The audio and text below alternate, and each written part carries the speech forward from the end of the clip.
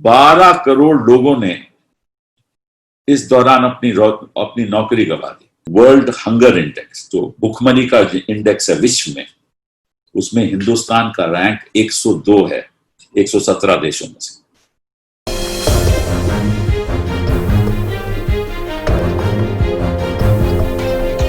नमस्कार, आप देख रहे हैं नेशनल इंडिया न्यूज। मैं हूं आपके साथ सादान खान। कोरोना की मार से देश पूरी तरह टूट चुका है। हालात ये हो चुके हैं कि गरीबों के पास खाने के लिए राशन और रहने के लिए घर, अपने और अपने परिवार को जिंदा रखने के लिए रोजगार तक नहीं है। जहाँ एक तरफ कोरोना की वजह से लोगों की मौतों की संख्या में लगातार इजाफा हो रहा है, तो वहीं दूसरी तरफ करीब 50 से ज्यादा लोगों ने आत्महत्या सिर्फ इसलिए की क्योंकि उनके पास रोजगार और अपने परिवार को खिलाने के लिए खाना नहीं था। लेकिन इतना सब होने के बाद भी केंद्र सरकार इस पर सिर्फ दुख प्रकट करके रह जाती है। कोरोना वायरस ने दुनिया को संकट में तो डाला ही है, लेकिन इस संकट से जब दुनिया उभर जाएगी तो काफी कुछ बदलाव भी सामने आएंगे। ये बदलाव किस देश और वैश्विक अर्थव्यवस्था पर भी साफ तौर पर दिखाई देंगे। ये बदलाव देश और दुनिया के विकास की नई राह खोलेंगे। ये शायद ही कोई नहीं जानता, लेकिन वहीं अंतर्राष्ट्रीय मुद्रा कोष यानी IMF ने कहा है कि इस साल दुनिया की अर्थव्यवस्था में 3% की गिरावट दर्ज होगी। ये इसके पहले के अनुमान से बिल्कुल उलट है, जब इसने कहा था कि इस साल ग्लोबल ग्रोथ रेट 3% रहेगा। दुनिया अब 1930 की महामंदी के बाद की सबसे बड़ी आर्थिक गिरावट का सामना करने की तैयारी में है। लेकिन बड़ा सवाल यह है कि ग्लोबल अर्थव्यवस्था की गिरावट कब थमेगी? अगर रिकवरी होगी तो ये कैसे होगी? अगले 6 महीने में विश्व के अन्य अर्थव्यवस्थाओं की तुलना में भारतीय अर्थव्यवस्था में अधिक तेजी होने वाले जिस सुधार को लेकर प्रधानमंत्री इतने आश्वस्त हैं, वे भारी भरकम सरकारी खर्च के लिए अर्थव्यवस्था को इतना नुकसान पहुंचाया जा चुका है कि सुधार की कोई कार्य योजना पेश करने से पहले गंभीरता से इसका अध्ययन करना जरूरी है। जिसको लेकर कांग्रेस नेता कपिल सिब्बल ने सरकार पर निशाना साधते हुए कहा है कि करीब 12 करोड़ लोगों ने अपनी नौकरी खो दी और इसके लिए सरकार जिम्मेदार है।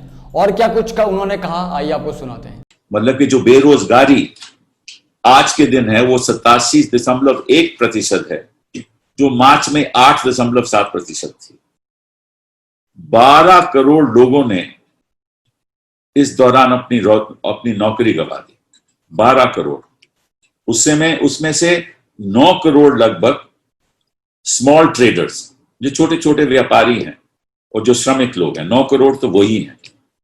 और 1.78 करोड़ जो सैलरीड लोग हैं और 1.8 करोड़ सेल्फ एम्प्लॉयड लोग हैं। तो ये 12 करोड़ बनता है। और अगर सरकार के पास कोई डेटा नहीं होगा, इस समय सरकार के पास केवल ये डेटा है कि 28 लाख लोगों को राहत मिली है, माइग्रेंट्स को राहत मिली है। मतलब कि जहां 12 करोड़ लोगों की नौकरी चली गई, ये कहते हैं कि 28 लाख लोगों को राहत मिली है। ये आंकड़ा हमारे सामने ये दिखाते हैं। बाकियों का क्या हुआ?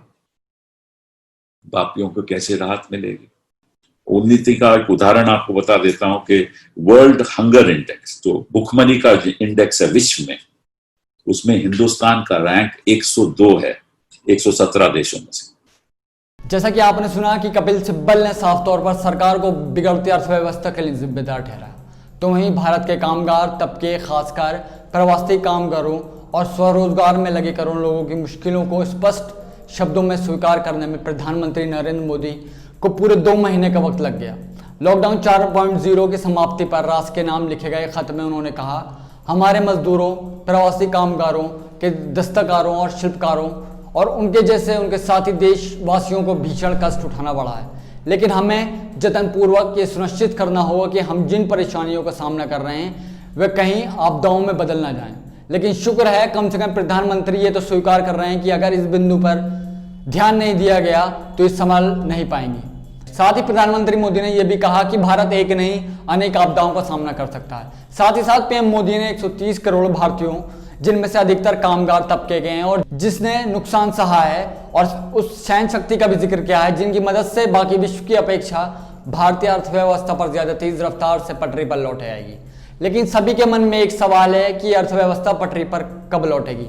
कहीं इस बार हर बार की तरह PM मोदी के वादे महज एक वादा बनकर ही ना रह जाए। फिलहाल इस रिपोर्ट में इतना ही। बाकी तमाम बड़ी खबरों के लिए आप देखते रहिए नेशनल इंडिया न्यूज। शुक्रिया। चैनल को सब्सक्राइब नहीं किया है तो प्लीज़ सब्सक्राइब कीजिए और ताज़ा अपडेट पाने के लिए बेल आइकन को दबाना ना भूलें।